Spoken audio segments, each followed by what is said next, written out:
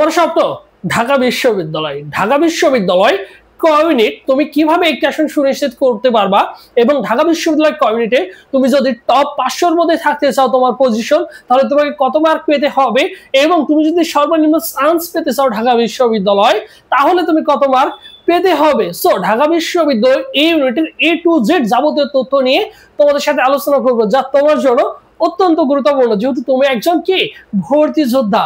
এর জন্য অবশ্যই কি করতে হবে, ভাইদের ইউটিউব চ্যানেল সাবস্ক্রাইব করে রাখতে হবে, যাতে পরবর্তীতে যে সাজেশন গাইডলাইন গুলো তোমাদের প্রোভাইড করবো অনায়াসে তুমি অনেকটা হেল্পফুল হবে, এবং তোমার জন্য রাস্তাটা ইজি হয়ে যাবে। দেখো, যেহেতু ঢাকা বিশ্ববিদ্যালয় 2026 এবছর 2026 সালে তুমি কি করবা, ভর্তি পরীক্ষায় অংশগ্রহণ করবা। সো দেখো, আমরা জানি আসন সংখ্যা রয়েছে ঢাকা বিশ্ববিদ্যালয় এ ইউনিটে। কোন ইউনিট? এটা হচ্ছে এ ইউনিট। আসন সংখ্যা রয়েছে দেখো 1851টি আসন সংখ্যা রয়েছে ঢাকা বিশ্ববিদ্যালয়। এই স্টুডেন্ট গুলোই সারা বাংলাদেশ জুড়ে ভর্তি হওয়ার সুযোগ পাবে। এখন ঢাকা বিশ্ববিদ্যালয়ে আবেদন করতে হলে তোমার ন্যূনতম একটি যোগ্যতা রয়েছে।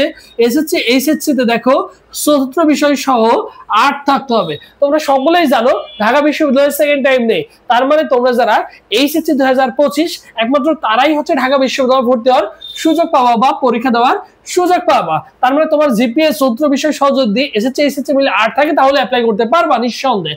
এরপর দেখো 100 নম্বরের এক্সাম হয় ঢাকা বিশ্ববিদ্যালয়ে, 100 নম্বরের এক্সাম হয়।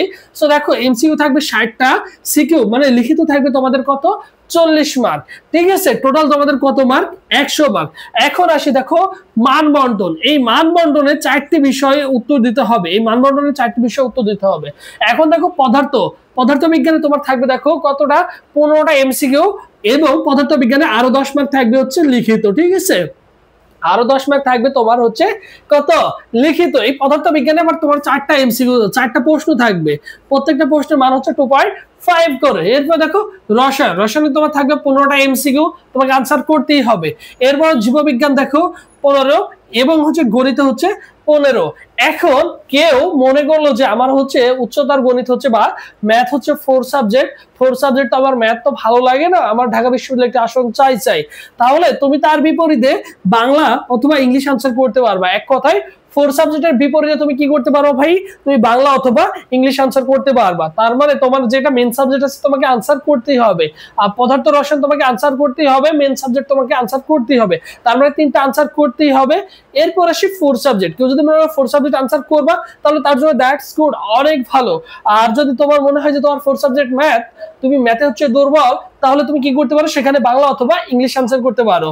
এবং তোমাকে মনে রাখতে হবে প্রত্যেকটার সাথে আবার প্লাস কত থাকবে, প্লাস হচ্ছে 10 করে লিখিত থাকবে, 10 করে লিখিত থাকবে, বুঝছো? তাহলে 4 10 এ 40। একটা জিনিস মনে রাখবা, তুমি যদি এমসিকিউ তে বাংলা আনসার করো, লিখিত তো তোমাকে বাংলা আনসার করতে হবে।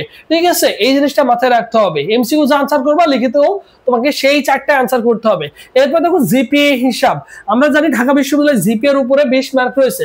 তোমার এসএসসি যে জিপিএ আছে সেটাকে 2 দ্বারা গুণ করবা, এইচএসসি এর জিপিএ তোমার যেটা আছে সেটা তুমি কি করবা, 2 দ্বারা গুণ করবা, তাহলেই দেখতে পারবা তোমার 20 এর মধ্যে কত রয়েছে। তোমার মনে করো দেখা গেল তোমার কত আছে, 8 পাইছো, তাহলে 8 গুণন কত, 2, তাহলে কত, 8 দুগুণে 16, তোমার জিপিএ থাকবে 20 এর মধ্যে 16। ঠিক আছে, এরপর আসি দেখো টপ 500-র মধ্যে থাকতে চাই, তাহলে তোমাকে মিনিমাম 120 এর মধ্যে কত থাকতে হবে, 90 প্লাস পেতে হবে যদি টপ 500-র মধ্যে থাকতে চাও। ঠিক আছে, টপ 500-র মধ্যে যদি থাকতে চাও তাহলে 120 এ তোমাকে 90 প্লাস থাকতে হবে। তার মানে ভর্তি পরীক্ষায় 70 প্লাস বা 70-এর কাছাকাছি মার্ক থাকলে তুমি টপ 500-র মধ্যে অনায়াসেই চলে আসবা।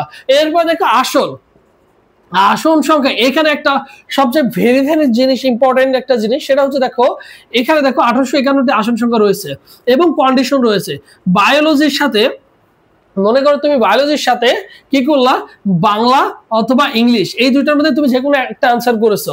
বায়োলজির সাথে বাংলা অথবা ইংলিশ মানে 4 সাবজেক্টের জন্য বাংলা অথবা ইংলিশ আনসার করছো, তাহলে তুমি কিন্তু 700 থেকে 800টি আসনের জন্য মনোনীত হবা, বুঝছো? বাকি সাবজেক্টগুলো কিন্তু তুমি পাবা না। যেমন ইঞ্জিনিয়ারিং যে সকল সাবজেক্টগুলো রয়েছে, সিএসসি আছে, ত্রিপলি আছে, এই সকল সাবজেক্টগুলো কিন্তু পাবা না। এবং তোমরা সকলেই জানো যে ঢাকা বিশ্ববিদ্যালয় জেনেটিক ইঞ্জিনিয়ারিং সাবজেক্টটা অনেক ডিমান্ডেবল। যারা টপ 100 এর মধ্যে থাকে তারা কিন্তু কি করে, জেনেটিক ইঞ্জিনিয়ারিং সাবজেক্ট নিয়ে পড়াশোনা করে। এরপর দেখো ম্যাথে দেখো বাংলা অথবা ইংলিশ এই দুইটার মধ্যে তুমি কি করবা, ম্যাথ আনসার করছো এবং ম্যাথের সাথে তুমি বাংলা অথবা ইংলিশ আনসার করছো, বায়োলজিটা স্কিপ করছো, তাহলে তুমি কিন্তু 1080 জন্য মনোনীত হবা। এরপর আসি বায়োলজি এবং ম্যাথ, তুমি কি করছো, বায়োলজি এবং ম্যাথ তুমি এই দুইটাই আনসার করছো, তাহলে তুমি কিন্তু 1851টি আসন সংখ্যা রয়েছে, তাহলে সকল সাবজেক্টের জন্য মনোনীত হবা। তাহলে বুদ্ধিমানের কাজ হবে বায়োলজি এবং পাশাপাশি ম্যাথ আনসার করা। আর যদি একান্তই ম্যাথে দুর্বল হয়ে থাকো তাহলে বাংলা অথবা ইংলিশের মধ্যে তুমি যে কোনো একটা আনসার করবা, বাট যেটা টার্গেট করবা সেটাই টার্গেট ফিক্সড করে প্রিপারেশন নিবা, যাতে পরবর্তী পাবলিক ইউনিভার্সিটি গুলো তোমার কাজে আসে, বুঝছো। এবং চান্স পেতে দেখো, সর্বনিম্ন যদি চান্স পেতে চাও তাহলে দেখো 100-র মধ্যে 55+ এবছর কিন্তু চান্স হয়েছে, 52+ কিন্তু এবছর চান্স হয়ে গেছে। মজার বিষয় হলো ঢাকা বিশ্ববিদ্যালয় তোমার আসন সংখ্যা কত দেখো, আসন সংখ্যা রয়েছে 1851টি, কিন্তু ঢাকা বিশ্ববিদ্যালয় এবছর 2024 সালে যারা শিক্ষার্থী ছিল, এইচএসসি পরীক্ষার্থী যারা ছিল, তারা কিন্তু ঢাকা বিশ্ববিদ্যালয় যতজন পরীক্ষা দিয়ে পাস করেছে সকলেই চান্স পেয়েছে, সকল শিক্ষার্থী চান্স পেয়েছে। তার মানে তোমরা একটা মাত্র পাবলিক ইউনিভার্সিটি ঢাকা বিশ্ববিদ্যালয় কিন্তু আলাদা আলাদা পাস করতে হয়েছে। এই বিষয়টা নিয়ে তোমাদের সাথে পরবর্তীতে আলোচনা করব। এর জন্য অবশ্যই কি করতে হবে, ভাইদের ইউটিউব চ্যানেল সাবস্ক্রাইব করে রাখতে হবে। সেই স্ট্র্যাটেজি গুলো তোমাদের কি করব, অবশ্যই দিয়ে দিব, যাতে পরবর্তীতে তুমি এই জিনিসটাকে কাজে লাগাতে পারো, এটাকে পুঁজি করে তুমি কি করতে পারো, তোমার প্রিপারেশনটাকে গুছিয়ে নিতে পারো। ঠিক আছে, তাহলে বুঝতেই পারছো। এরপর দেখো তোমাদের জন্য স্পেশাল আমাদের একটা এক্সাম ব্যাচ রয়েছে, 70+ এক্সাম দিতে পারবা, সাজেশন পিডিএফ পাবা, কোর্স ফি দেখো প্রত্যেকটা সাবজেক্টের জন্য আলাদা আলাদা সাজেশন পিডিএফ রেডি করেছে, সেগুলো তুমি পেয়ে যাবা। 70+ এক্সাম দিতে পারবা, যা তোমার জন্য কি করবে, ঢাকা বিশ্ববিদ্যালয়ের রাস্তাটা ইজি করে দিবে চান্স পাওয়া। এবং কোর্স ফি দেখো অনলি 300 টাকায়, 300 টাকা দিয়ে আমাদের অনলাইন কোর্সে ভর্তি হয়ে যেতে পারবা, অনার্সে ভর্তি হয়ে যেতে পারবা। ঠিক আছে, ভর্তির প্রসেস 01727675241 এই নম্বরে কি করবা, এই নম্বরে 300 টাকা বিকাশ বা নগদ সেন্ডমারি করে এই নম্বরে হোয়াটসঅ্যাপে নক দিয়ে বলবা যে ভাই আমি এই ইউনিটের আমাকে ঢাকা বিশ্ববিদ্যালয় এই ইউনিট এক্সামটা অ্যাড করে দেন, তাহলে তোমাকে সাথে সাথে সকলের সাথে অ্যাড করে দেওয়া হবে, সাজেশন দিয়ে দেওয়া হবে।